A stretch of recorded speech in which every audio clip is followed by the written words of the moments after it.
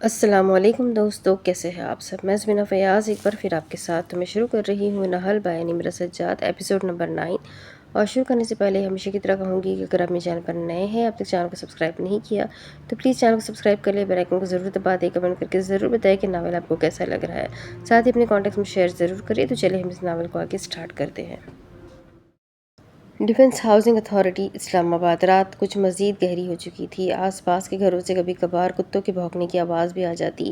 وہ گھر ہمیشہ کی طرح خاموش تھا، جہاں گھر کے مکین کم اور کام کرنے والے زیادہ تھے۔ وہ گھر جہاں کا ہر فرد سر سے پیر تک کام میں ڈوبا ہوا تھا اور پیسے کمانے کی دوڑ میں مصروف تھا۔ گھر کی بیسمنٹ کے خاموش کونے میں مدھم روشنیوں والے ہال میں عمارہ بیٹھی ہوئی تھی۔ وہ گلابی رنگ کے سلک گاؤن میں ملبوس تھی اور بالوں کا ہلکا سا جوڑا بنایا ہوا تھا۔ اس کے نرم اور نازک ہاتھ پیانو کی چمکتی ہوئی کیز پر ہلکے ہلکے چل رہے تھے اور گھر کی بیسمنٹ میں اس وقت ایک پرانی کلاسیکل دھن کی مدھم آواز گونج رہی تھی، جیسے کوئی بھولی بسری یاد دل کے خاموش کونے میں سرگوشی کر رہی ہو۔ امارہ کی انگلیاں بڑی روانی سے پیانو کے سر پر کھیل رہی تھیں۔ اس کی آنکھیں بند تھیں اور وہ پوری طرح دھن میں کھوئی ہوئی تھی۔ ہر سر اسے سرشار کر رہا تھا، لیکن اس کا دل جیسے کسی اور ہی عالم میں بھٹک رہا تھا۔ چھت سے لٹکتا فانوس اپنی ہلکی روشنی میں زمین پر نرم سائے بنا رہا تھا اور کھڑکی سے آتی ہوا میں چمیلی کی خوشبو شامل ہو رہی تھی۔ ماحول میں سکون تھا، مگر ایسا سکون جو بہت نازک ہو اور کسی بھی لمحے ٹوٹنے کا خدشہ ہو۔ اتنا نازک کہ ابھی کوئی نادیدہ طوفان اس سکوت کو توڑ ڈالے۔ امارہ کے لیے پیانو ہمیشہ ایک سیف زون رہا تھا۔ یہ وہ جگہ تھی جہاں وہ دنیا کی حقیقتوں اور اپنی ذمہ داریوں سے کچھ وقت کے لیے چھپ جاتی تھی۔ یہاں وہ اپنے اوپر سے ہر فلٹر اتار دیا کرتی تھی۔ یہاں وہ اپنے اصل میں موجود ہوتی۔ پیانو کا ہر نوٹ اور ہر دھن وہ دل سے بجاتی تھی، جیسے ایک راز ہو جو زبان پر نہ لایا جا سکتا ہو۔ پیانو کی دھن اسے ہمت بخشتی تھی، لیکن آج یہ پیانو اسے بے سکون کر رہا تھا۔ جیسے جیسے اس کی انگلیاں پیانو پر رقص کر رہی تھی، اس کے ہاتھوں میں تیزی آتی جا رہی تھی، لیکن پھر اچانک سارے ساز ٹوٹ گئے، ساری دھن بکھر گئی، سارا سر خراب ہو گیا اور وہ کوفت زدہ سی ہو کر اٹھ کھڑی ہوئی۔ اس نے ایسا کیوں کیا؟ خفگی سے بڑبڑائی۔ اسے زمرد کی حرکت پر ابھی تک تاؤ آ رہا تھا۔ پیانو رکھ کر سیڑھیاں اترتے اس نے جوڑے میں بندھے اپنے بال کھول دیے۔ لاؤنج میں ہلکی روشنی تھی، لیکن اس روشنی میں بھی دیکھا جا سکتا ہے کہ وہ وسیع لاؤنج کسی آرٹ گیلری سے کم نہ تھا۔ اس آرٹ گیلری میں اس کی نظریں پینٹنگز میں کچھ تلاش کرنے لگی، جیسے وہ کچھ ڈھونڈ رہی ہو، کوئی راہ فرار، کوئی جواب، کوئی اشارہ جو اس کی بے سکونی ختم کر سکے۔ پینٹنگز میں جواب نہ ملا۔ اس نے ہاتھ بڑھا کر میز پر رکھے چھوٹے سے کرسٹل پیس کو چھوا، جو ایک نفیس اور باریک کام کا شاہکار تھا۔ شیشے کے گول فریم میں ایک چھوٹی سی تتلی کو بڑی مہارت سے دکھایا گیا تھا، جس کے پروں پر سنہری اور نیلے رنگ کی نازک کڑھائی کی گئی تھی۔ تتلی کے پروں کی نرمی اور رنگوں کی روشنی میں عجیب سا جادو تھا، گویا وہ ابھی اڑ کر کسی کھلے آسمان میں گم ہو جائے گی۔ تتلی کے گرد شیشے میں ہلکی دھندلی نقش کاری تھی۔ امارہ کی زندگی بھی اس تتلی جیسی تھی، خوبصورت، نازک اور قید۔ اس کی انگلیاں نرمی سے اس کی سطح پر پھسلنے لگیں۔ اسے سکون کی تلاش تھی جو کہیں میسر نہیں تھا، اور اگر تھا تو وہ اسے پیسے سے نہیں خرید سکتی تھی۔ اس کی زندگی بظاہر مکمل تھی اور ہر شے اپنی جگہ پر ہونے کے باوجود اسے کہیں کوئی کمی محسوس ہوتی تھی، کوئی نامعلوم سا خلا تھا جو اسے بے چین کیے ہوئے تھا۔ اب وہ لاؤنج کے سینٹرل میز سے اپنا فون اٹھا کر نوٹیفیکیشن دیکھ رہی تھی۔ کل سے موڈ آف ہونے کی بدولت اس نے فون نہیں دیکھا تھا۔ اردشیر کا میسج آیا ہوا تھا کہ 2 ہفتوں بعد سے کام پر آ جائے گا۔ میسج دیکھ کر اسے اچھا لگا۔ ارشیر کی کمپنی میں ہونے سے ہر شے اپنی جگہ پر پرفیکٹ ہوتی تھی۔ اس نے گہرا سانس لیا۔ وہ اس مسئلے کا اچھا حل نکال لے گا۔ کل وہ اس سے رائے مانگے گی، چاہے وہ جہاں مرضی مصروف ہو۔ وہ سر جھٹک کر سونے کی نیت سے لاؤنج سے نکلنے لگی، لیکن گولائی میں اوپر کو جاتے زینوں کے آخر میں نائلہ قریشی کھڑی تھی، اور ان کا چہرہ رات کے اس پہر کسی قسم کی آرائش سے پاک تھا۔ وہ اپنی اصل عمر سے کم نظر آتی تھی۔ وہ قدم قدم چلتی امارہ کے سامنے آ کر رکی تھی۔ وہ ٹھہر گئی اور بلا وجہ اپنے گاؤن کی شکنیں درست کرنے لگی۔ آپ ابھی تک سوئی نہیں ممی؟ اس نے مسکرا کر پوچھا۔ تمہاری بے وقوفیوں پر میں ایک اچھی نیند کیسے لے سکتی ہوں؟ آج کا دن اہم تھا ہمارا اور تم نے کوئی کوشش نہیں کی۔ انہوں نے گویا افسوس کیا تھا۔ آپ جانتی ہیں ممی، میری غلطی نہیں تھی۔ میٹنگ زمرت نے کینسل کی تھی۔ اسے نرمی سے وضاحت دی۔ ڈیڈی آس پاس نہیں تھے، اسی لیے ان کی ڈانٹ لمبی چلنی تھی۔ وہ اکثر ہمارا کو ممی سے بچا لیا کرتے تھے۔ تو کیا تمہیں وہاں اس کے اسٹاف کو جلی گٹی سنانی چاہیے تھی؟ تمہیں وہاں ایک ہنگامہ برپا کر دینا چاہیے تھا کیونکہ تم امارا ہو، الفا سیکیورٹی گروپ کی چیف ایگزیکٹو۔ تم اتنے کم پر آخر راضی کیسے ہو گئی؟ تمہیں اسے اس کی اوقات یاد دلانی چاہیے تھی۔ ممی بس کرے، یہ زیادہ ہو رہا ہے۔ اس کی کوئی مجبوری رہی ہوگی، اس نے آہستگی سے کہا۔ تم ہمیشہ بہانے بناتی ہو اور اپنی ایکس دوست کو جسٹیفائی کرتی ہو۔ تم ہمیشہ اس کمزاد کا دفاع کرتی ہو حالانکہ وہ اب تمہاری عزت نہیں کرتی۔ کیا تمہاری زندگی میں کوئی کام ایسا ہوگا جسے تم وقت پر صحیح طریقے سے میری مرضی کے مطابق کرو؟ وہ سخت لہجے میں اسے سناتی چلی گئی، جیسے میٹنگ نہ ہونے پر انہیں کروڑوں کا نقصان جھیلنا پڑا ہو۔ ہمارا خاموش رہی۔ وہ یہ تلخ سچائی قبول کرتی تھی کہ کچھ بھی کہنے کا فائدہ نہیں تھا۔ ہر مرتبہ وہ اپنی ماں کے سامنے ناکافی ثابت ہوتی تھی۔ انہوں نے اس پر بہت محنت کی تھی اور وہ کبھی ان کی توقعات پر پورا نہیں اتری تھی۔ یہ چیز اسے گلٹ کا احساس دلاتی تھی۔ تم کسی چیز میں پرفیکٹ کیوں نہیں ہو سکتی امارا؟ میں نے تم پر بہت محنت کی ہے۔ تمہیں سمجھنا ہوگا کہ دنیا میں صرف کوشش اور نیک نیتی سے کچھ نہیں ملتا۔ تمہیں ہر کام میں ناقابل تسخیر ہونا پڑے گا۔ سجل کو دیکھو، وہ ہر جگہ کامیابی کے جھنڈے گاڑ رہی ہے۔ اس کے نام کا ڈنکا ہر پارٹی اور ہر فیشن ایونٹ میں بجتا ہے اور تم ہمیشہ پیچھے رہ جاتی ہو۔ کیوں امارا، کیوں؟ کیا تم نے کبھی سوچا کہ تم ایسی کیوں ہو؟ تم گیدرنگز کو اوائڈ کرتی ہو، تم پارٹیز پر نہ جانے کے بہانے بناتی ہو۔ ایسے تو تمہاری سوشل لائف ختم ہو کر رہ جائے گی۔ امارا کے لیے یہ حقیقت پر مبنی الفاظ تیر خنجر کی مانند تھے۔ اس کے پاس ہر جملے، ہر تنقید، ہر تصحیح کا جواب تھا، لیکن وہ کم ہمت تھی۔ ماں کو جواب نہیں دے سکتی تھی۔ اکلوتی ہونے کی بدولت اس کی سوشل اسکل باقی کزنز کے مقابلے میں کم تھی۔ کالج یونیورسٹی میں دوستوں کے ساتھ اچھی خاصی گپ شپ تھی، پھر سب بدل گیا اور وہ صرف کام میں مصروف ہو گئی۔ ممی، میں کوشش کر رہی ہوں لیکن میں ہر چیز میں پرفیکٹ نہیں ہو سکتی۔ کوشش؟ نائلہ نے تیز نظروں سے امارا کی طرف دیکھا۔ اس دنیا میں کوشش کافی نہیں ہوتی میری جان۔ جو آپ کا حق ہوتا ہے اسے چھیننا پڑتا ہے۔ دنیا میں آگے بڑھنے کے لیے بہترین بننا پڑتا ہے اور بہترین بننے کے لیے اچھا برا کچھ نہیں ہوتا۔ کم ہمت اور کوشش والوں کی کوئی وقت نہیں ہوتی۔ تمہاری ناکامیوں کی قیمت ہم سب کو چکانی پڑتی ہے۔ تم الفا سیکیورٹی گروپ میں صرف اپنی ہی نہیں، ہم سب کی نمائندگی کرتی ہو اور ہمارا نام ایک دنیا جانتی ہے۔ یہ زندگی تمہارے آرام کا وقت نہیں ہے۔ اپنی قابلیت ثابت کرو کہ تم ایک ناقابل تسخیر عورت ہو، ورنہ میرے پاس الفا سیکیورٹی کی کرسی کے لیے بہت آپشنز ہیں۔ امارا کے دل میں کوئی طوفان سا اٹھا تھا لیکن وہ خاموش رہی۔ وہ جانتی تھی کہ وہ ایک کامیاب اور باصلاحیت لڑکی ہے، مگر اس کے اندر کی سچائی یہ تھی کہ وہ ہر بار اپنی ماں کی توقعات پر پورا اترنے میں ناکام رہتی تھی۔ اپنی ماں کے لیے اس قدر اہم تھی کہ اس کی ناکامیاں ان کے دل پر بوجھ بن جاتی تھی۔ وہ ہر قدم پیچھے ہٹ رہی تھی، ہر بار مزید بکھر رہی تھی۔ وہ انہیں نہیں بتا سکی کہ وہ ناقابل تسخیر نہیں ہے، وہ ایک عام لڑکی ہے۔ ممی، میں تھک چکی ہوں۔ میں ہر چیز نہیں کر سکتی، میں ہر چیز میں بہترین نہیں بن سکتی۔ وہ کہنے کی ہمت نہ کر سکی۔ وہ چپ چاپ اپنی ماں کو زینے چڑھتے ہوئے دیکھتی رہی۔ میں صرف ایک پتلی ہوں، اس نے مدھم الفاظ میں کہا۔ میں صرف تب خوش رہ سکتی ہوں جب ممی خوش ہو، اور ممی کبھی خوش نہیں ہوتی۔ میری زندگی میں میری مرضی ضروری نہیں ہے، میں صرف ممی کے خوابوں کی تعبیر ہوں۔ مجھے ہر چیز میں پرفیکٹ ہونا ہے۔ اس نے خود اذیتی سے یہ تمام جملے دہرایا۔ اس کے کندھے اتنے بھاری کیوں ہو گئے تھے؟ اس کے دل پر اچانک اتنا بوجھ کیوں پڑ گیا تھا؟ اس کی آنکھیں بوجھل کیوں لگ رہی تھیں؟ وہ ایک لمبی نیند سو جانا چاہتی تھی، اتنی لمبی نیند کہ کوئی ڈھول بجا کر بھی جگانا چاہے تو وہ نہ اٹھ پائے۔ اس میں اب اتنی ہمت بھی باقی نہ رہی تھی کہ زینے چڑھ کر اپنے کمرے تک جا سکے۔ وہ لاؤنج میں موجود صوفے پر بیٹھ گئی اور نہ جانے کب سو گئی۔ صدر راولپنڈی۔ ملک کے اس حصے میں بھی رات آ ٹھہری تھی جہاں مہرنگ ملک کا گھر واقع تھا۔ وہ ایک درمیانے درجے کا بنگلہ تھا جو مہارت اور باریکی سے کورین طرز پر بنا ہوا تھا۔ وہ اپنے کمرے میں کھڑکی کے پاس بیٹھی باہر کا منظر دیکھتے ہوئے کہیں دور کھوئی ہوئی تھی۔ نیند آنکھوں سے کوسوں دور تھی۔ گود میں ایک کتاب کھول رکھی تھی لیکن نظریں کتاب پر نہیں تھی۔ وہ زین العابدین کے بارے میں نہیں سوچ رہی تھی۔ وہ اپنی کل کی پیشیوں کے بارے میں بھی نہیں سوچ رہی تھی۔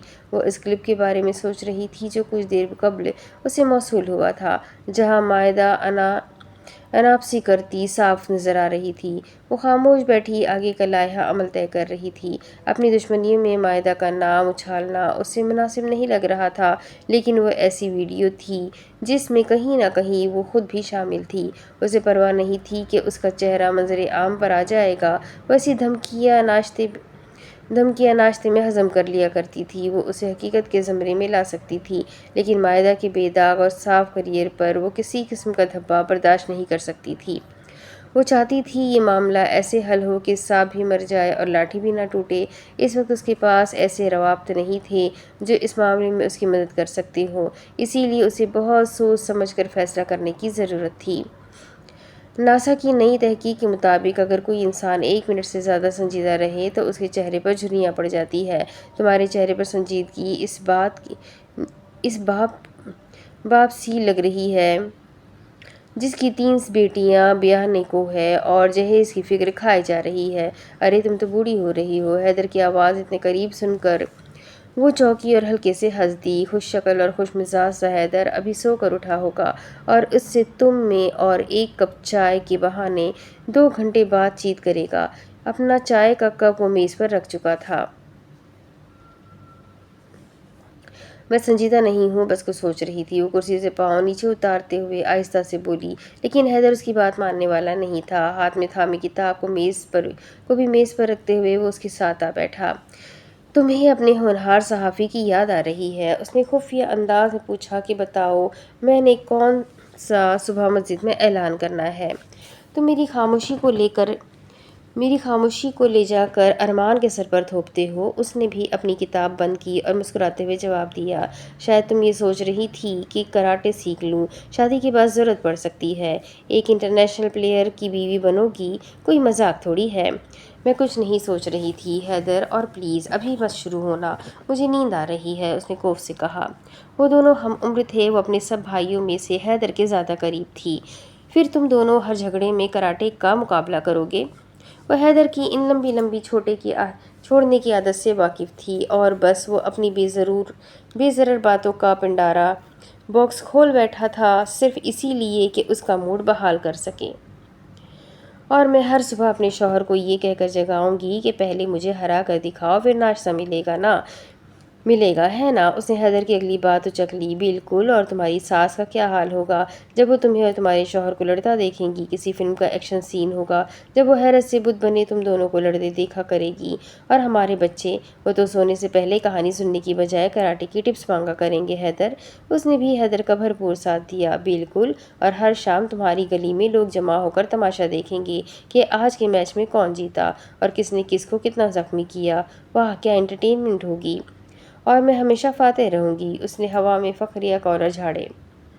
دیکھ لینا مان بھائی، شادی کے پہلے ہفتے ہی تمہیں ایک ماسٹر موو سے شکست دیں گے۔ وہ خاموش رہی اور پھر اپنی ان بے تکی باتوں پر وہ دونوں ایک ساتھ ہنسنے لگے اور ماحول میں چھائی اداسی تھم گئی۔ نہیں بتاؤ گی کیا مسئلہ ہے؟ اسے ہنستا دیکھ کر وہ قدرے آرام سے پوچھ رہا تھا۔ اوہو، اس نے گردن دائیں بائیں ہلائی تو وہ خاموش ہو گیا۔ خیر، تم نے یہ کتاب پڑھی؟ کیا شاندار تحریر ہے محمد حنیف کی، کیا لاجواب طنز کیا ہے، اور جنرل ضیاء کے دور کی جن پیچیدگیوں کو دکھایا وہ بے مثال ہے۔ اس نے میز سے محمد حنیف کی کتاب اے کیس آف ایکسپلوڈنگ مینگوز اٹھائی اور مہرنگ کے سامنے رکھ کر بولا۔ مہرنگ نے اس کے چہرے سے نگاہ ہٹا کر کتاب کو دیکھا۔ حیدر ایسا ہی تھا، اسے وقت دینے والا، اس کا انتظار کرنے والا۔ وہ جانتی تھی جب تک وہ اسے نہیں بتائے گی وہ پریشان رہے گا، لیکن ابھی وہ واقعی اسے کچھ نہیں بتانا چاہتی تھی۔ وہ اپنے کیریئر میں پہلے ہی بہت مشکلات سے گزر رہا تھا۔ اسے بتایا تو پورے گھر میں ایک ایمرجنسی نافذ کر دے گا۔ اس گھر کی بیٹی کو دھمکانے کی ہمت کس کی ہوئی؟ اور پھر اس کے اندر کا مشرقی مرد تب تک سکون سے نہیں بیٹھے گا جب تک وہ धमकाने वाले को 2 हाथ लगाना दे। सिर्फ वो नहीं, सबसे बड़ा फरहान, उससे छोटे सायम और फहाद भी इस गुंडागर्दी में हैदर के बराबर खड़े हो जाएंगे। और फिलहाल वो ऐसा कुछ नहीं चाहती थी। हाँ पढ़ी है, लेकिन मुझे इतना मज़ा नहीं आया जितना तुम्हें आया है। शायद तुम्हारा टेस्ट ज़रा अजीब है। मतलब मुझे इस किताब में वो गहराई नहीं मिली जो तुम्हें नज़र आई थी हैदर। उसने हैदर का चाय का कप उठाया। चाय गर्म थी और कप भरा हुआ था। अजीब मोहतरमा, ये किताब हमारी तारीख को बेनकाब करती है और तंज के साथ साथ सच भी कहती है। मोहम्मद हनीफ ने जो लिखा वो कमाल है। और तुम्हें क्यों पसंद नहीं आई? इसमें तो ज़िंदगी के हक़ाइक़ है, हकीकत के इतने करीब जैसे हर लफ्ज़ दिल में उतरता हो। और तो और हनीफ ने हमारे माशरती ढांचे और ताकत की खेल का पर्दा भी चाक किया है। बड़े मज़े से बोला। उसे इस तरह की सियासी और हकीकी किताबें पसंद थी। अगर ये कहा जाए कि वो हर लिखारी का अच्छा बुरा काम पसंद करता था तो बेजा ना होगा। अगर तुम जनरल ज़िया की ज़िंदगी को एक मज़ाहिया शो समझते हो तो यकीनन ये कमाल है। उसने बेलाग तबसरा किया और चाय का घूंट भरा। आह हैदर, मैं कुर्बान जाऊँ, ये उसके दिल की आवाज़ थी। वो चाय बहुत क्लास की बनाता था और महरिंग ने कभी एतराफ़ नहीं किया था। देखो, ये किताब तंज़ के ज़रिए हकीकत बयान करती है। हर चीज़ को संजीदगी से देखने की ज़रूरत नहीं होती। कभी कभी तंज़ ही वो हथियार होता है जिससे बड़े बड़े मसाइल को छोटा करके दिखाया जा सकता है। हैदर ने किताब को हाथ में उठाया और जज्बाती अंदाज में कहा। उसे तो बुरा ही लग गया था। उसकी बहन को वो किताब पसंद नहीं आई थी जिसकी तारीफ़ के वो पुल बांध सकता था। महरंग ने चाय का कप स्टडी मेज़ पर वापस रखा। मुझे नहीं लगता कि हर मामले में तंज़ का कारगर होता है, ख़ास तौर पर जब हम ऐसे लोगों की बात कर रहे हों जिन्होंने हमारी तारीख़ में एक अहम और मुतनाज़ा किरदार अदा किया हो। उसने शाने उचकाए। तुम किताबों के मामले में इतनी जज्बाती क्यों हो? हकीकत को थोड़ा हल्के फुल्के अंदाज में भी तो लिया जा सकता है जैसे तुम नॉर्मल ज़िंदगी में लेती हो। ये तंज़ तहरीर है, लेकिन तुम्हें मज़ीद पढ़ने की ज़रूरत है। तुम्हारे चेहरे पर तो हमेशा 12 ही बजे रहते हैं। खुद का मुंह फुलाए वो उसे कह रहा था। मेरे चेहरे पर 12 तब बजे होते हैं जब तुम जैसे भाई का सामना होता है। उसने खुबगी से कहा। देखो हैदर, हर चीज़ का मजाक नहीं बनाया जा सकता। तंज़ अपनी जगह, लेकिन दर्द और तकलीफ़ को मजाक में उड़ा देना मेरे लिए मुमकिन नहीं। वो यूँ कह रही थी जैसे जनरल ज़िया की पॉलिसियों की बहुत बड़ी हिमायती हो। हालांकि घर में जब भी कोई गुफ्तगू सियासी तारीख का रुख इख्तियार करती तो वो सबसे ज़्यादा नाराज़ ज़िया की पॉलिसियों से ही होती। तुम हर चीज़ में उम्मीद क्यों ढूंढती हो? हकीकत में उम्मीद हर जगह नहीं होती। ज़िंदगी की तलखियाँ भी तो हकीकत का हिस्सा है।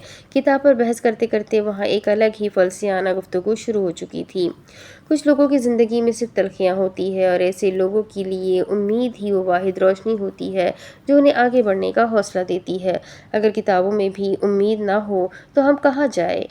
Mic drop. हैदर ने गोया हार मान ली और चाय का कप उठाकर एक घुट भरा। तुम जितनी किताबें पढ़ते हो उतनी ही अक्लमंदियाँ बगाड़ते हो, लेकिन कभी दिल की सुनो। हर चीज़ अकल से हल नहीं होती। और ये किताब मुझे इसलिए पसंद नहीं आई क्योंकि ये मसाइल तो दिखाती है लेकिन उनका कोई हल नहीं बताती। देखो, तुम फिर से जज्बाती हो गई। ठीक है, मैं मानता हूँ तुम्हारा नज़रिया भी सही है, लेकिन कभी कभी ऐसी किताब पढ़ना अच्छा होता है क्योंकि वसी मताला आपको कुएं का मेंढक नहीं रहने देता और किताबें हमारे मसाइल हल करने के लिए नहीं लिखी जाती। इसका लहजा सरासर मजाक उड़ाता था। हाँ भाई, सबको तुम्हारी तरह मसाइल को मजाक में हल कर लेना चाहिए क्योंकि ज़िंदगी एक खेल तमाशा जो है। उसने चाय का कप उठाकर खुफगी से कहा। एक चुस्की ली और कप वापस रख दिया। अब चाय नीम गर्म सी थी। सड़सड़ कर मर जाओगी महरो, मेरे जैसी हो जाओ, फिर देखना ज़िंदगी कितनी आसान लगेगी। कोई शक नहीं था कि महरंग की हिस्मज़ा हैदर की बदौलत अच्छी थी। वो मुश्किल हालात में भी हंसना, मुस्कुराना और ज़िंदा दिल रहना जानता था। तुम्हारे जैसा होने का ख्याल ही काफ़ी है मुझे डराने के लिए। अब जाओ वरना बाबा को आवाज़ लगाऊंगी। तुम्हारी गुच्ची मरोड़ दूंगा। वो उठा और चाय का कप एक घूंट में खाली करके वापस मेज़ पर रखा और उसके बिस्तर पर जाकर नीम दराज हो गया। महरंग के जाने के बाद ये कमरा उसका होगा, ये सोच कर ही उसे गुदगुदी हुई। کیا خیال ہے آج کچھ پوسٹ کیا جائے؟ حیدر کے پوچھنے پر مہرنگ کے چہرے پر ایک شیطانی مسکراہٹ نمودار ہوئی اور پھر دونوں کا قہقہا بلند ہوا اور بابا کو آواز لگانے کی بات بھول گئی تھی۔ وہ بھی اپنا فون اٹھائے بستر پر آئی۔ کچھ لمحوں بعد وہ دونوں ہاتھوں میں فون تھامے بیڈ گراؤنڈ سے ٹیک لگائے انسٹاگرام پر اپنے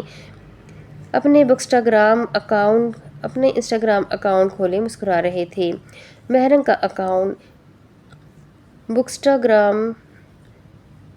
بکسٹاگرام میر وتھ کافی کے نام سے اور حیدر کا اکاؤنٹ بکسٹاگرام وتھ ٹی کے نام سے سامنے آیا۔ دونوں نے ایک سی کتابوں پر تبصرہ کیا ہوا تھا، لیکن دونوں کا اپنا نظریہ تھا اور ان کا ہر تبصرہ پوسٹ ہونے کے بعد کچھ روز سوشل میڈیا پر بہت لائق رکھتا تھا۔ وہ کتابوں کی ریکمنڈیشن کے حوالے سے کافی مقبول تھے اور فالوورز کی خواہش پر دونوں ایک سی کتاب پڑھ کر اس پر تبصرہ کیا کرتے تھے۔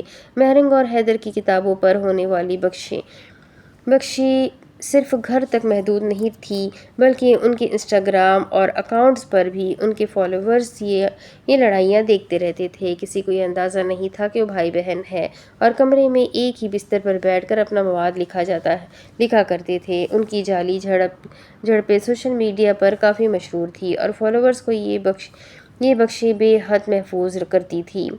سب نے کہا تھا کہ a case of exploding mangoes Hanif کی بہترین کتابوں میں سے ہے۔ حیدر نے کہا اس نے کتاب کی چند تصویریں لے رکھی تھیں، جس کو جو تصویر پسند آئی اس نے اس کے ساتھ تبصرہ لکھنا شروع کیا۔ دونوں کے ہاتھ ٹائپ کرنے لگے لیکن زبانیں بند نہ ہوئی۔ تمہارے فالوورز کے لیے ہوگی لیکن میرے لوگوں کا زاویہ نظر مختلف ہے۔ یاد ہے پچھلی مرتبہ جب ہم نے فیک لڑائی کی تھی، لوگوں نے اسے اتنا حقیقی سمجھا تھا کہ وہ واقعی ٹیمز میں بٹ گئے تھے۔ ہاں، وہ کمنٹس تو آج بھی دیکھنے کے لائق ہے۔ لوگ سمجھ ہی نہیں پائے کہ ہم واقعی ایک دوسرے سے لڑ نہیں رہے تھے۔ اس بار بھی کچھ ایسا ہی کرتے ہیں۔ میں اپنی پوسٹ میں تمہاری بے سر و پا باتوں کا خوب جواب دوں گی اور پھر دیکھتے ہیں لوگوں کی الگ الگ رائے۔ مہرنگ کی آنکھوں میں چمک تھی۔ مائدہ کو وہ سرے سے بھول چکی تھی۔ دھمکی وہ اسے کب ملی؟ ان کی یہ جعلی لڑائیاں ان کے فالوورز کو ہمیشہ تفریح دیتی تھی اور کسی کو بھی اندازہ نہیں تھا کہ دونوں ایک ساتھ ہنستے ہوئے اپنی لڑائی کا اسکرپٹ بناتے ہیں۔ اپنے فونز پر جھکے ہوئے وہ انسٹاگرام پر اپنے لوگوں کو اگلی بڑی لڑائی کے لیے تیار کر رہے تھے۔ اب دیکھتے ہیں تمہاری عظیم فلسفیانہ تقریر کو کتنے لائکس ملتے ہیں۔ چپ رہو، میں اپنی پوسٹ لکھ رہی ہوں اور یہ جان لو اس بار تمہاری پوسٹ کو کوئی نہیں پسند کرے گا۔ پھر وہ اسکرین پر انگلیاں تیز تیز چلاتے ہوئے اپنی پوسٹ میں اے کیس آف ایکسپلوڈنگ مینگوز پر تنقیدی رائے لکھنے لگی۔ وہ بہت سخت الفاظ کا استعمال کرتی تھی۔ چند پل کی خاموشی اور پھر حیدر کا تبصرہ پوسٹ۔ چند منٹ کا مزید انتظار اور مہرنگ کا تبصرہ بھی پوسٹ۔ دیکھو تو تمہارے فالوورز میرے تبصرے کو پسند کرنے لگے ہیں۔ پوسٹ ہونے کے 2-3 منٹ بعد ہی لائکس اور کمنٹس کا سیلاب آ گیا۔ وہ دونوں ہنس پڑے۔ موبائل فونز کا تبادلہ ہوا۔ میں جانتی ہوں کہ کئی لوگ محمد حنیف کے اس طنزیہ انداز کو پسند کرتے ہیں، لیکن میرے نزدیک اس کتاب میں زیادہ گہرائی نہیں ہے۔ طنز کی تہہ میں حقیقت اور انسانیت کھو گئی ہے۔ یہ کتاب صرف مسائل کی نشاندہی کرتی ہے، ان کا حل نہیں بتاتی۔ حیدر نے بلند آواز میں پڑھا، فلسفیانہ باتیں کرنا سب کے بس کی بات نہیں۔ سچ یہی ہے کہ یہ کتاب ہمارے سیاسی نظام کا ایسا عکس ہے جسے بہت سے لوگ سمجھنے سے قاصر ہیں۔ طنز کا مطلب مسائل کا مذاق اڑانا نہیں بلکہ ان کو آئینے کی طرح دکھانا ہوتا ہے۔ مہرنگ نے اس کی پوسٹ کو داد دیتے انداز میں پڑھنا شروع کیا۔ انسٹاگرام پر جلد ہی ان دونوں کی پوسٹ پر کمنٹس آنے لگے۔ کچھ حیدر کی حمایت میں تھے اور کچھ مہرنگ کے نقطۂ نظر سے متاثر ہو کر اس کی تعریف کر رہے تھے۔ وہ لوگ تھے، بھیڑ تھی جن کی آنکھیں وہی دیکھتی ہے جو انہیں دکھایا جاتا ہے، جن کے کان وہی سنتے ہیں جو گونج بن کر سنائی دیتا ہے، جن کے دل اسی پر یقین کر لیتے ہیں جو دھوکہ بن کر حقیقت کا روپ دھار لیتا ہے۔ رات کے آخری پہر وہ دونوں اس لڑائی سے لطف اندوز ہو رہے تھے۔ انہیں معلوم تھا کہ لوگ ان کی پوسٹ پر دلچسپی سے کمنٹ کریں گے اور اس لڑائی کا حصہ بنیں گے۔ انسٹاگرام پر کھیل جاری تھا اور کئی دن رہنا تھا۔ میں یہ نہیں کہہ سکتی کہ مجھے یہ کتاب پسند نہیں آئی کیونکہ جب میں اے کیس آف ایکسپلوڈنگ مینگوز پڑھ چکی تو اس کا ایک اس کا ایک اقتباس میرے ذہن میں گونج رہا تھا کہ جب جمہوریت پر چوٹ پڑی تو طاقت کا نیا کھیل شروع ہوا۔ میں اس جملے سے اتفاق کرتی ہوں۔ یہ بتا رہا ہے کہ ہمارے پاس صرف ماضی کا ایک دھندلا عکس ہے، لیکن کیا ہم اپنے مستقبل کی امید کو بھی دیکھ رہے ہیں؟ کتاب میں جو سب سے اہم بات مجھے محسوس ہوئی وہ یہ ہے کہ حنیف نے طنز کا استعمال کرتے ہوئے ہمیں حقیقتوں سے دور کر دیا ہے۔ گویا کہ طنز یا تحریر کو ادب میں ایک خاص مقام حاصل ہے، لیکن ہمیں یاد رکھنا چاہیے کہ طنز صرف مزاح نہیں ہے، یہ ایک ایسی شے ہے جو ہمارے اندر کی درد کو اور بھی گہرا کر دیتی ہے، ایک کٹھ پتلی کی طرح۔ یہ ایک طاقتور تشبیہ ہے، لیکن کیا ہم کٹھ پتلی بننے کی عادت ڈال رہے ہیں؟ اگرچہ یہ کتاب خوبصورتی سے لکھی گئی ہے، مگر مجھے اس میں امید کی کمی محسوس ہوتی ہے۔ امید دلانے کو یہ کتاب لکھی بھی نہیں گئی، حیدر نے پڑھنے کے بعد کہا۔ محمد حنیف کی یہ کتاب جسے پڑھتے ہوئے آپ ہنسی نہیں روک پائیں گے۔ کتاب کا آغاز ہی دل کو چھو لینے والا ہے۔ آغاز کسی سنسنی خیز ناول کی طرح لگتا ہے جہاں ہر چیز ایک دوسرے سے جڑی ہوتی ہے، جبکہ تاریخ کی حقیقتوں کو اتنے اچھے انداز میں شاید ہی کسی نے لکھا ہو۔ حنیف نے اپنی طنزیہ مزاح سے جنرل ضیاء کے دور کی بے ترتیبیوں کو اجاگر کیا ہے۔ اگر آپ اس کتاب میں موجود مزاح کو نہیں سمجھ رہے تو آپ کتاب کا آدھا حصہ کھو رہے ہیں۔ کتاب میں حنیف نے سیاسی منظرنامے کو یوں پیش کیا ہے کہ قاری بہت سے جذبات بیک وقت محسوس کرتا ہے۔ جب سب کچھ ختم ہو جائے گا تو تم کیا کرو گے؟ یہ سوال حنیف نے کتاب میں بار بار دہرایا ہے، جو کہ ہمیں سوچنے پر مجبور کرتا ہے کہ کیا ہم حقیقتاً اپنی تاریخ کے سبق سیکھ رہے ہیں یا صرف مزاح کا مزہ لے رہے ہیں۔ اب مہرنگ حیدر کا کیپشن آواز پڑھ رہی تھی۔ اسے یہ بھی تسلیم کرنا پڑا کہ حیدر کی اردو اور اس کے بات کرنے کا انداز اس سے اچھا تھا۔ مجھے لگتا ہے ایک دن ہمارا راز فاش ہو جائے گا اور لوگ جان جائیں گے کہ ہم دشمن نہیں بلکہ بہن بھائی ہیں جو بس تفریح کر رہے ہیں۔ اس سے پہلے مکمل پڑھتی حیدر نے کہا، جس دن راز فاش ہوگا اس دن تک ہم ان کے لیے یہ ڈرامہ جاری رکھتے ہیں، بات کی بات میں دیکھی جائے گی۔ یہ کتاب آپ کو ہنسا سکتی ہے، لیکن کیا یہ آپ کو سوچنے پر بھی مجبور کرتی ہے؟ میرے لیے ایک بہترین کتاب وہ ہوتی ہے جو صرف مزاح نہیں بلکہ رہنمائی بھی فراہم کرتی ہے۔ مہرنگ کے فون پر کوئی نوٹیفیکیشن آیا تو وہ پڑھتے پڑھتے رک گیا۔ دیکھ لو۔ اس نے اس کا فون واپس کیا تو مہرنگ نے آیا ہوا میسج کھولا۔ اب اس کے آگے کی کہانی میں آپ کو اگلی ویڈیو میں سناؤں گی کہ آگے کیا ہوگا۔ یہ جاننے کے لیے میرے ساتھ بنے رہے۔ ویڈیو کو لائک کریں، چینل کو سبسکرائب کریں، بیل آئیکن کو ضرور دبائیں۔ تو ملتے ہیں اگلی ویڈیو میں، تب تک کے لیے اپنا خوب سارا خیال رکھیں، مجھے بھی دعاؤں میں یاد رکھیں۔